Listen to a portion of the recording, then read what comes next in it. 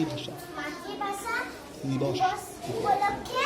আমি একটি কবিতা আবৃত্তি করে শোনাচ্ছি। কবিতার নাম নোটবই। এই দেখো পেন্সিল নোটবুক এহাতে, এই দেখো ভরার সঙ্গে কিলিবিলি লেখাতে, ভালো কথা শুনি যেই চটপট লিখিতে, হরিণের কথা ধ্যান আর সোলা কি কি খায়, আঙুলেতে আঠা দিলে কেন লাগে চট চট, কাতুকুতু দিলে গরু কেন করে ছটফট, দেখে শিখে পড়ে শুনে বসে মাথা ঘামিয়ে,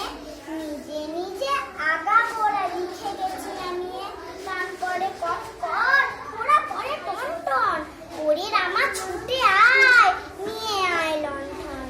কাল থেকে মোর মনে রেগে আছে খটকা, ঝোড়াঘুড়ি কিসে দেয় সাবান না পটকা,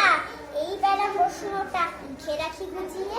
জবাবটা জেনে নেব মেজদাকে খুঁজিয়ে, পেট কেন কামড়ায় বলো দেখি পারো কে,